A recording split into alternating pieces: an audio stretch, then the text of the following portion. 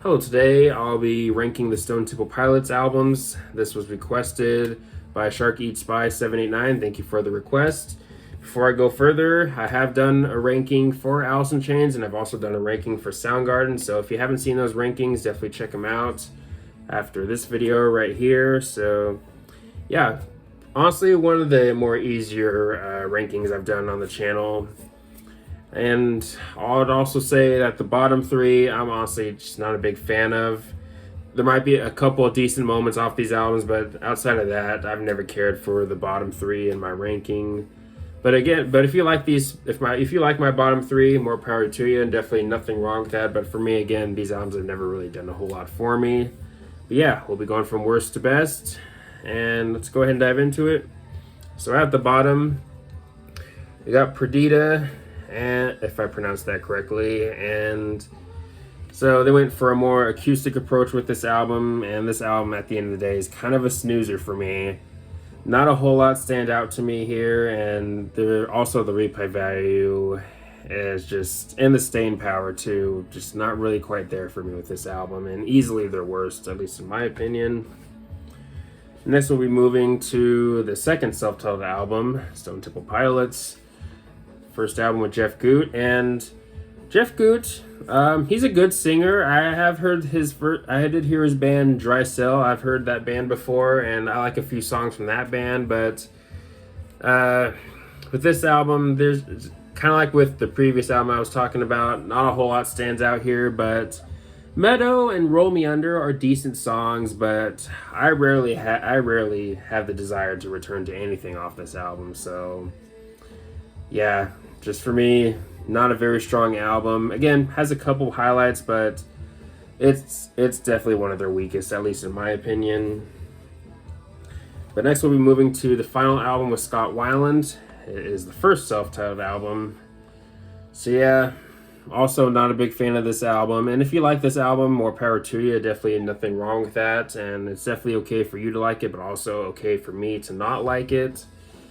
But yeah, Between the Lines, an okay song. Take a Load Off is another song I don't mind off of this album. But yeah, I don't know. This album has just never really clicked with me. Nothing is straight up terrible or anything, but again, an album that's just never really done a whole lot for me. But yeah, from here on out, I enjoy all these albums that we're about to talk about. But next we'll be moving to Shangri-La-Di-Da. Honestly, there might be days where I might have this album one place up potentially, but still, with saying all this, I still think this album is pretty good. Especially the heavier moments on this album are really good, like Dumb Love and Coma. Coma being maybe one of my favorite songs from the band. I love that song. Days of the Week, which is the big song on here, I like that song. Definitely a bit of a more commercial ending song, but again, I still do dig that song. And I think the album also has some pretty good deep cuts, especially when you move towards the middle of the album. Too Cold Queenie is pretty good. Black Again is also another solid song off the album, another favorite of mine. Bipolar Bear is another pretty solid track off this album. But yeah, pretty good album from Stone Temple Pilots in my opinion. The next we'll be moving to Tiny Music. And yeah, I like this album. Now, first time I heard this album, I'll admit it didn't click with me at first, but as I gave it more and more listens, it started to really grow on me. Grow on me quicker than I thought, actually. But yeah, pretty good album. I think the singles on here are actually pretty good, like Big Bang Baby and Lady Picture Show. Even the lesser known songs on here are pretty good, like Ride the Cliche and Pops Love Suicide. But yeah, not my favorite album from the band, but still pretty good. Next we'll be moving to number 4. And if I remember correctly, I think I've seen a picture of Chester Bennington, or I've seen a performance where he was wearing a shirt that had the album cover on it, so that's pretty cool. I do know that Chester Bennington is a Stone Temple Pilots fan. I also know that he did an EP with the band, which that EP he did with the band, it's fine. Not some of my favorite material from the band, but still not bad. But back to this album, number 4. another really good album from the band. Some of my favorites on here: Down, Sour Girl, Heaven and Hot Rods.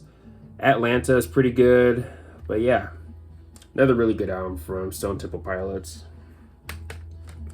The next we'll be moving to their debut album, Core. So yeah, definitely a grunge classic.